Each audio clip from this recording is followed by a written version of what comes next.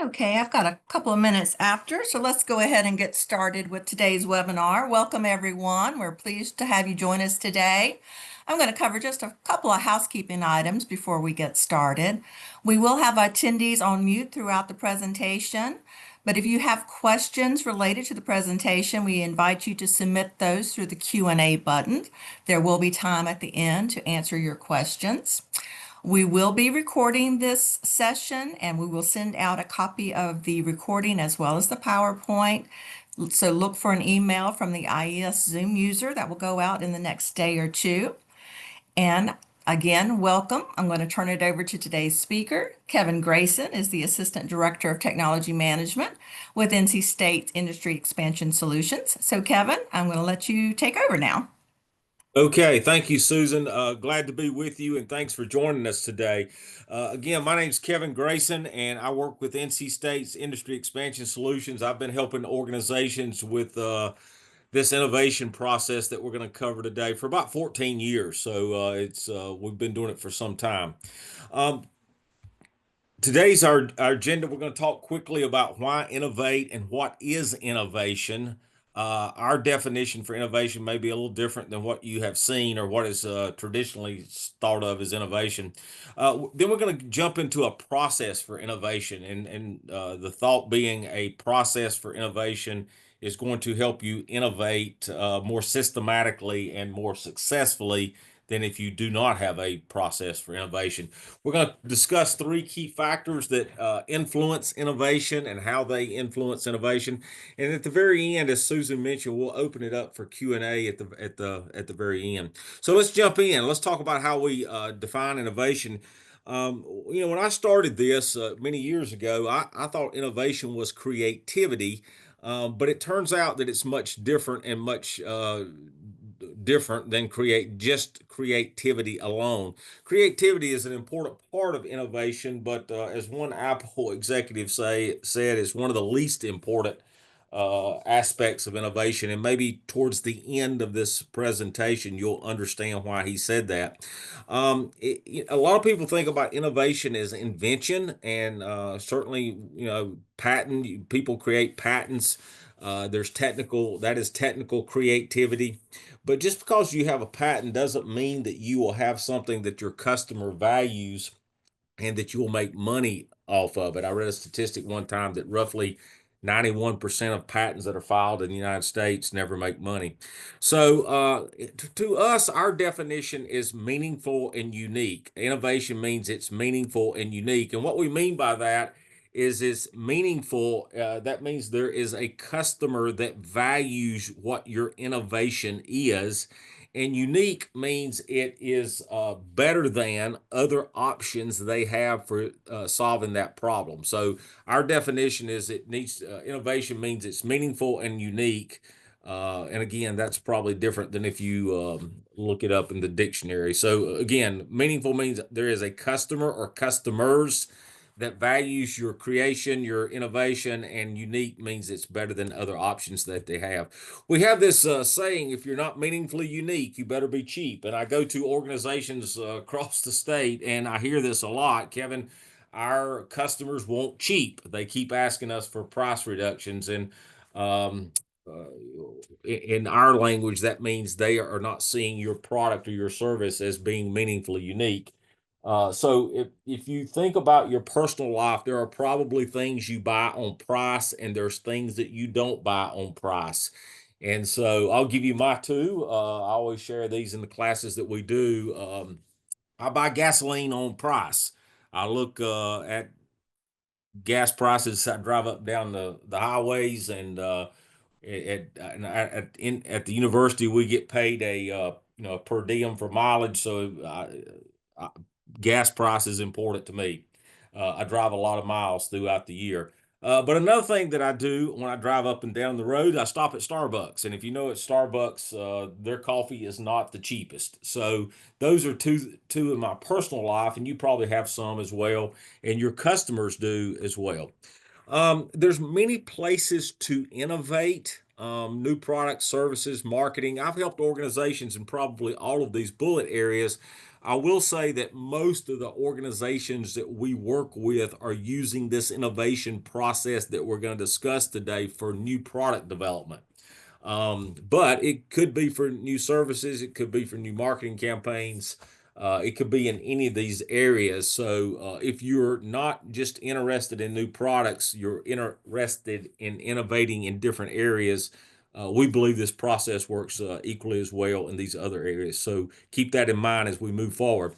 So here's some process innovation examples, and this is these are been around a little bit now, but at one time, many years ago, that I don't think McDonald's even had drive-through, and then drive-through became a thing, and then now there's the dual lanes, and so there's these are just some examples of how processes have innovated over the years.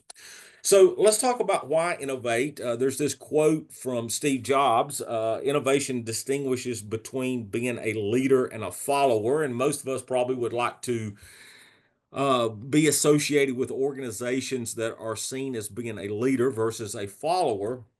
But there's also the negative reason why we should innovate. And these are some things that are no longer exist.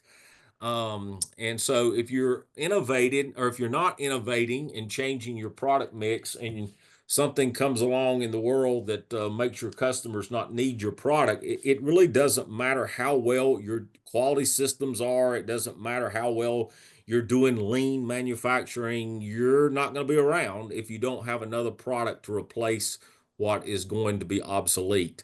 The one I get the question on the most is in the top left, and this is really a age test.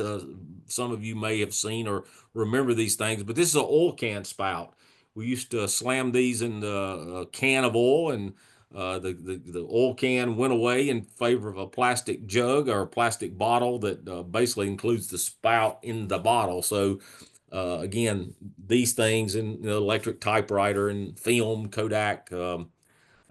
Most of you probably can remember at least film that we used to put in cameras. So all these things are gone now. And so if you don't have something to replace it, you're going to be in big trouble.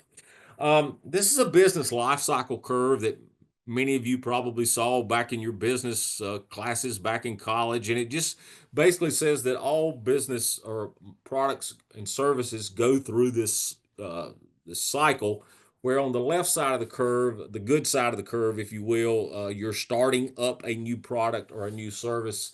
And at some point in time, it peaks, and you reach this point of maturity. Maybe competitors come into the market, perhaps the market becomes saturated, and you start down the right side of the decline side of the curve. And a lot of organizations, when they're on the right side of the curve, are really into the cost cutting to keep their profit margins and so forth. And a lot of the things that we do in IES really are helping companies reduce cost and try to maintain margins, because they're kind of on the right side of the decline side of the curve. And then, of course, if, at the end, if you don't have something to start, or if the product and service goes out of business or goes out, we asked companies where they saw themselves on this circle, and I'll give you some data here in just a second. But you might want to think, as I'm going through this, where do you see your organization or your key product or service at on this business life cycle curve? And maybe you can see how you compare to some data points that we collected many years ago when we were kind of starting this up in the 2012, 2014 range across the United States. We have peers organizations that do this same process or a similar process. So we asked these companies, and I'll give you some data on that in just a second. But one alternative, or really thinking about innovation, is why go down the right side of the curve? Why go down the decline side of the curve? Is let's just start another curve. And so here it's showing as starting another curve at the peak, but you could start another curve on the left side of the curve. You could start another curve even on the right side, the decline side of the curve. And in fact, I would argue that the organizations that we see as being most meaningful start their new curve on the left side of the curve. Apple, I haven't seen it in some years, but Fortune used to do a top 100 companies innovative companies, and Apple was number one for several years. And I would argue that many times they create a new phone, even when the existing phone is still growing and still doing well in the marketplace, as they come out with the next model of the phone and keep going. So that's Apple. Um, Tide, which is a Procter and Gamble product. And by the way, this process we're discussing today really has its roots at Procter and Gamble. This is a hybrid, if you will, of the way Procter and Gamble does innovation. They claimed 61 innovations with Tide in 61 years. This is a product that's sold in Walmart. I'm quite sure that some of the innovations were not necessarily in the product itself, but perhaps in the packaging. Somebody thought to put the material in a plastic jug. Somebody thought to make the cap of the jug a measuring cup. Somebody thought to put a handle on the jug. But the product also has changed as well. It's not all packaging. We've gone from a powder to liquid to pods and Tide on the stick. They've made different changes over the years. So, but this is a product that's sold in Walmart.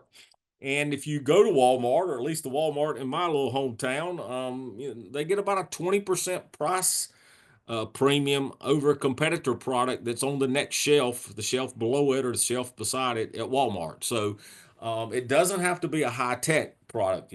This down below is the um, you know music players, the MP3 players that existed years ago. And of course, these things have been replaced over time too. But some of these slides are dated, and sometimes I get a suggestion you need to update your slides with more current things. But there's a subplot here that's very important in that.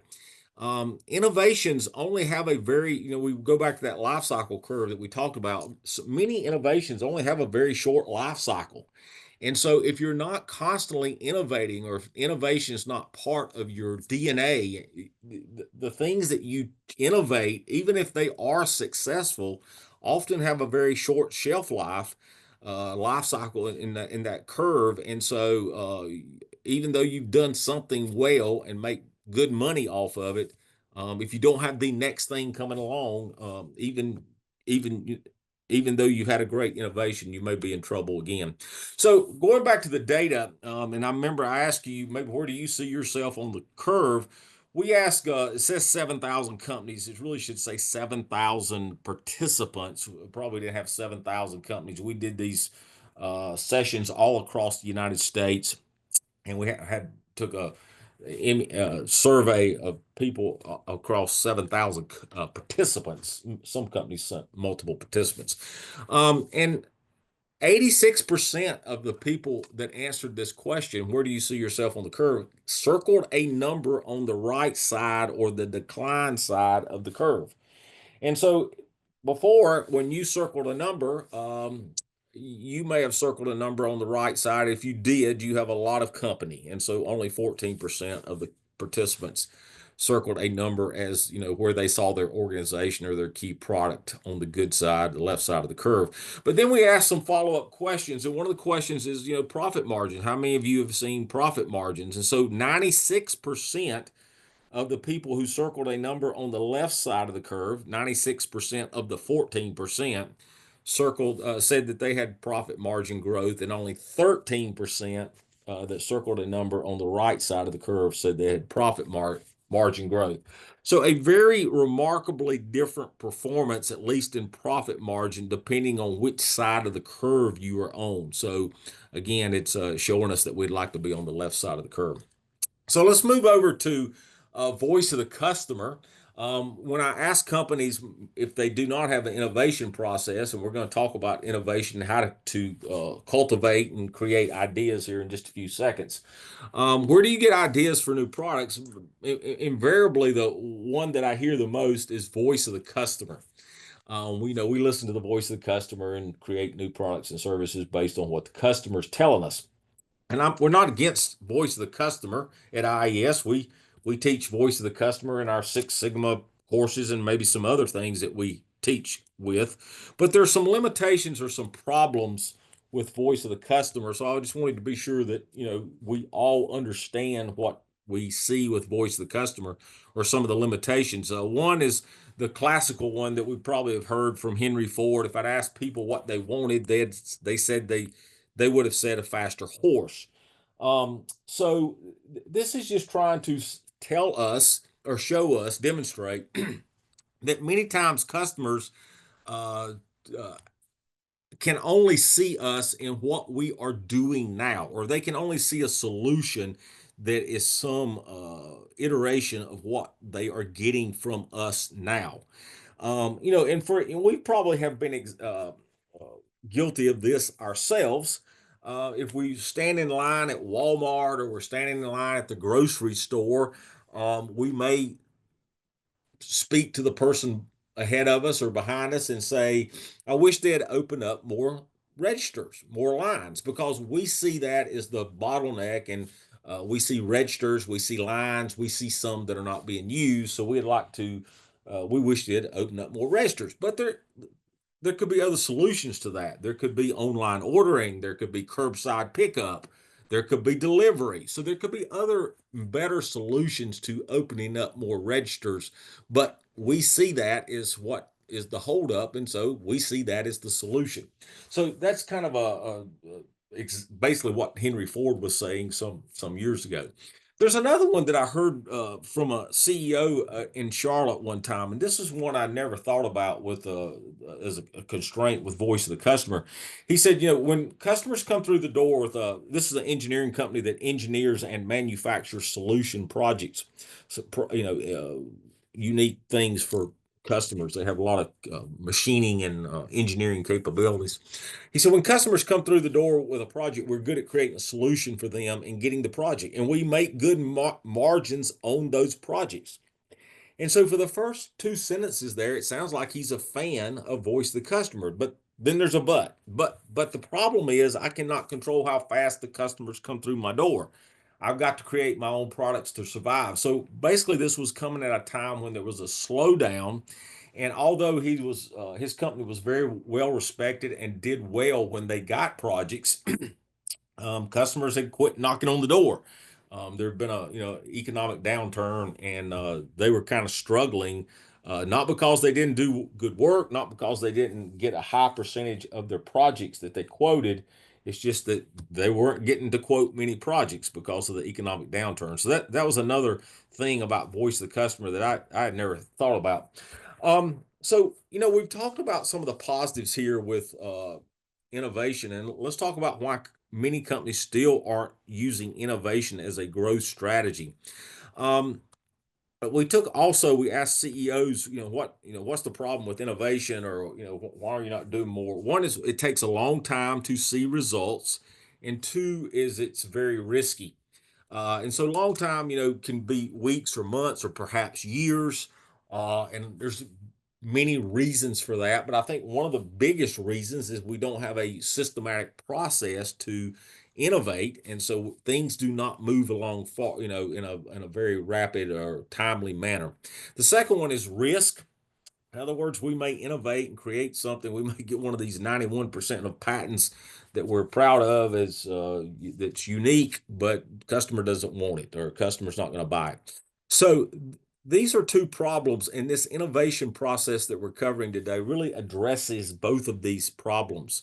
It doesn't fully eliminate either one of them, but it addresses them and tries to mitigate these. So keep that in mind.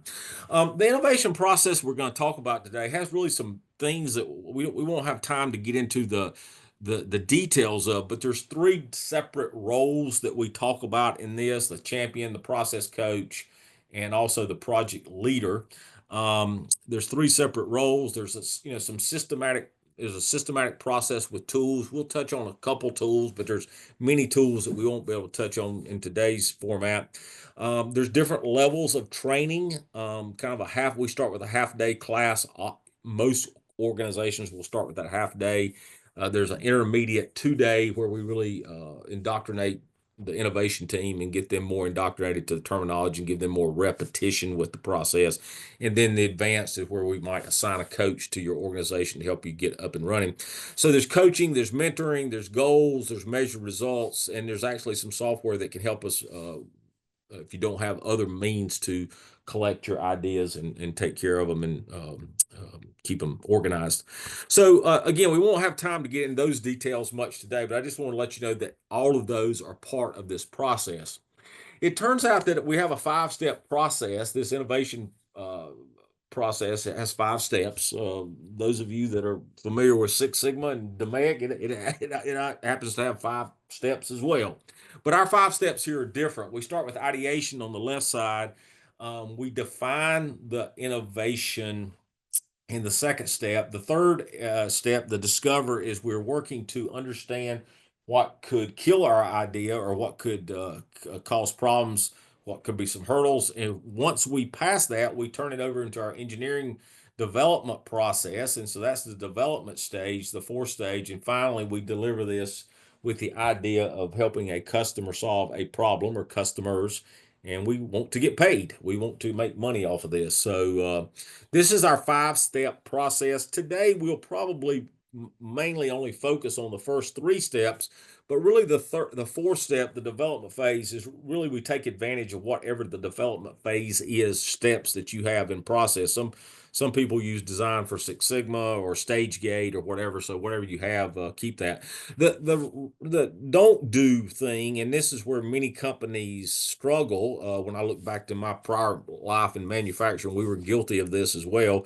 Is, I have a saying that everyone takes a shower in the morning and everyone comes up with an idea in the morning, and but the problem is we take it straight to the development phase. We give it to the engineers much too soon. So it hasn't been defined well. It hasn't had the pitfalls, the discover phase done. And so although we're adding those 2 steps perhaps to what many people use as an innovation process or informal innovation, that's going to help us keep bringing ideas forward that shouldn't come forward, and the ideas that do come forward, we're going to have much better definition and clarity about this, so that when they do reach engineering, they can move forward in the engineering process much faster, much smoother. So let's talk about the create tools that we use over in the ideation phase. And again, we may be creating ideas for new products, new services, new marketing campaigns. We covered that before. There's 3 factors. I told you before, there's 3 factors we're going to take advantage of, and we want MU here stands for meaningfully unique. Remember, that's our definition for innovation. And then the stimulus is in the numerator, and diversity is in the numerator, and fear is in the denominator. So here's these things defined. And so, if you remember from math class, if they're in the numerator, we're trying to make meaningfully unique ideas big.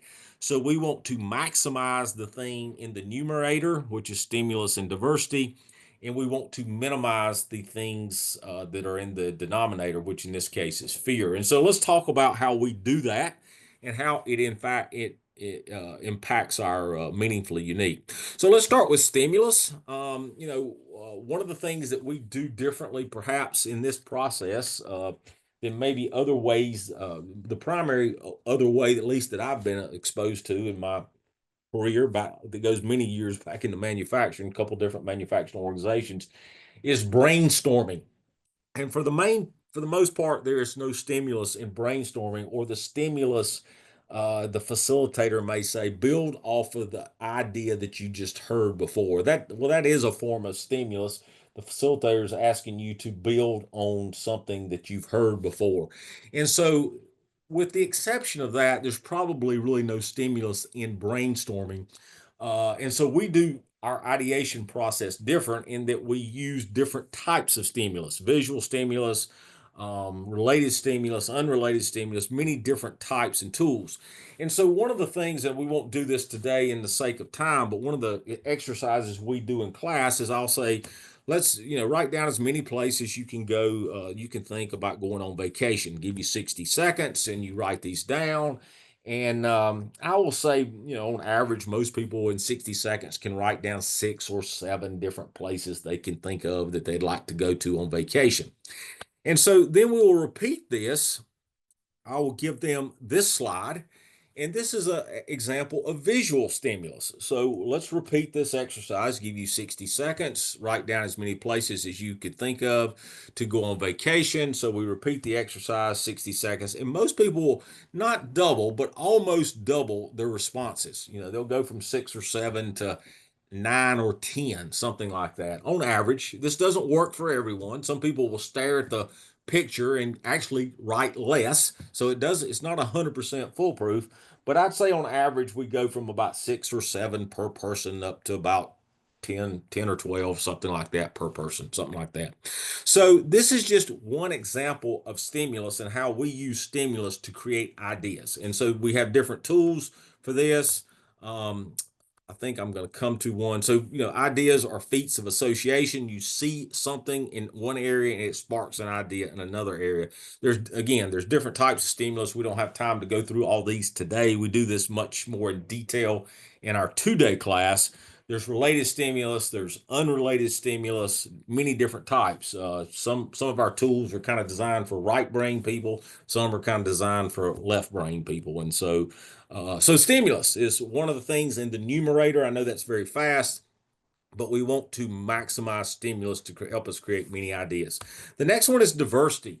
And diversity also, in a very similar way, helps us create more ideas. We have diverse thinking. Many years we've heard the saying, 2 heads are better than one. Well, if 2 heads are better than one, 3's better than 2. And so we want to bring different perspectives into our creativity process, our spark areas. And so diversity can be many things, life experiences, how long you've been with the company, your different thinking styles, education levels. It can be many different things. And I would encourage you, as you're putting together a diverse team, to think about these. When I go to organizations, sometimes they'll ask me to help facilitate some of the early creativity sessions. I'll remind them, I'm going to be there next Thursday. Do you have a diverse team? I need diverse team for us to really be effective in this, and create many ideas in this create session. Oh yes, Kevin, we have a very diverse team. We have someone from HR. We have someone from warehousing, shipping. We have someone from engineering, and we have someone from the maintenance department. We as organizations typically think about diversity as different boxes on the organizational chart. Well, what if all those people are very seasoned employees? What if they've all been there 25 years plus? What if they all have no degrees? None of them have been to college. Or what if they've all been to college? So diversity, I would encourage you not to think beyond the boxes on the organizational charts. That's my only guidance on that. I hear that a lot. And the reason we want diversity is going back to the prior stimulus. I'm going to show you one in these create sessions we call them. I'm going to show you one stimulus, a rose, and I want to get different thoughts when I show you that one stimulus. When I show a rose, I want somebody, that reminds me of beauty. I think of the tango when I see rose. I think of vitamin C tea. So I want to show one stimulus or use one of our stimulus tools, but get many different thoughts from that single stimulus. And so that's why diversity is so important. It's in the numerator, so we want to maximize that. The next thing is in the denominator, in the fear, and we'll talk about how we work to drive out or reduce fear. So we're doing something different. We're innovating. This is going to be something different. And so this creates fear a lot of times because this is different. And that's not all bad, because we need to, in some way, be skeptical of this new idea and test it, if you will. So we do this by naming all hurdles, all obstacles to our idea, of no matter what they are, as death threats. In other words, this is something that could kill our idea. So you may have, I'll relate this back to brainstorming. The facilitator may said, don't critique the idea during the session. What, in our translation, our words, that means don't provide a death threat to that idea while we're doing the session, the brainstorming session. And there's a couple reasons for that. The main thing is it strikes fear. Kevin had an idea, and Sally said that won't work because of such and such. Well, that strikes fear in Kevin. He doesn't want to come up with another idea, and so not only does it strike fear in me because it's my idea that Sally critiqued or said that won't work because of, it might strike fear in the next person, because they were going to go after me, and Sally's bringing them death threats. And we have probably all seen this in our business life. And quite frankly, a lot of times when someone has an idea, I tell people in our classes, you will get death threats automatically. We're good at generating death threats. Oh, that won't work, Kevin, because of whatever, it costs too much, or we've tried it before, or the the material won't hold up to that temperature, Kevin, whatever. If the person who has the idea doesn't have a solution to that death threat on the spot, we kill that idea. Well, perhaps there is a solution to that death threat.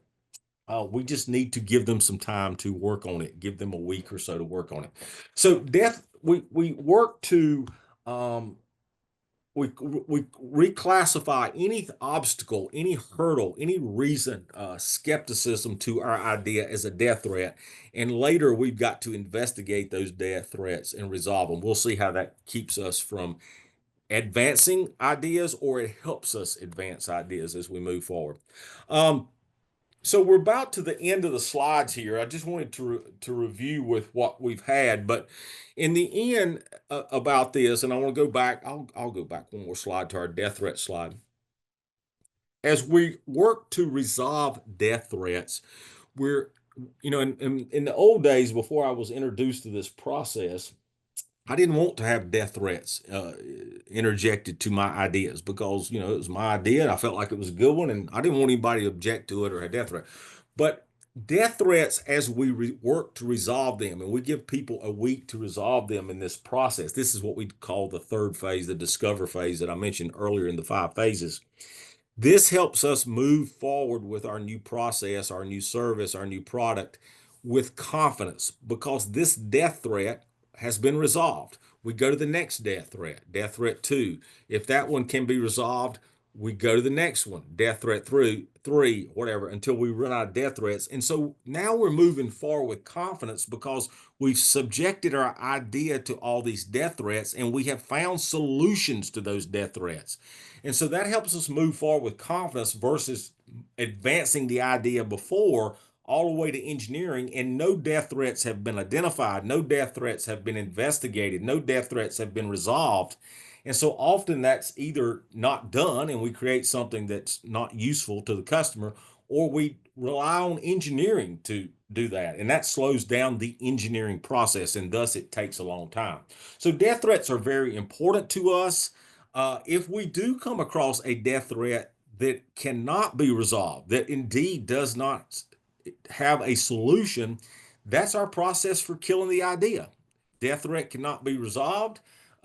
Sally was right. It won't work because the material won't stand that temperature. There's no workaround. There's no solution to that. Wow, that kills that idea. So we want to kill our idea early, before it gets to engineering. We start putting real time and money to it. So death threats are very important. And going back to what I was telling you before, the Apple executive saying creativity is one of the least important skills. The most important skills is the problem solving that goes on in resolving and addressing and mitigating these death threats. So it's innovation is much more about problem solving and removing and mitigating these death threats versus coming up with ideas that don't have death threats, because if it's a good idea, it will have death threats. So that was why the Apple executive said the most important thing is not creativity, it's problem solving. So just in review and summary, and we're going to open this up for questions here. We got a few minutes, and that's good because I like to get questions. Innovation is meaningfully unique. Again, if you looked at innovation up in Webster's dictionary, you'll probably get a different definition. But to us, it means meaningfully unique. Meaningful means it's valued by customers. There's at least one customer that you're solving a problem for, and they value your solution, whether it's a new product, new service. Unique means it's better than the other options they have for that solution. So because it's meaningfully unique, they're willing to pay you more for it. They're willing to buy it at perhaps a high margin. And so we saw innovation means more profits. We saw some data on that.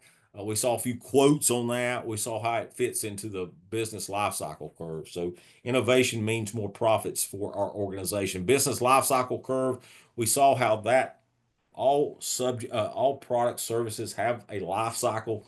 And so you have to be very keen as to where you're at on that life cycle. Your performance is probably going to be very different depending on where you're at on the life cycle. But it's easy if you have a process for innovation, to start another curve. So we don't have to go down the right side or the decline side of the curve. And that matters because it's much more profitable on the good side of the curve versus the right side of the curve. There is a process for innovation.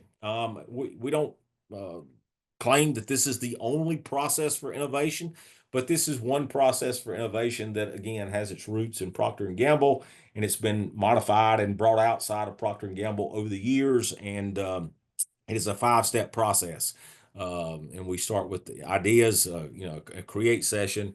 We define them. We discover what could go wrong. That's the resolving the death threats. We take it to development. And finally, we deliver it, the 5-step process.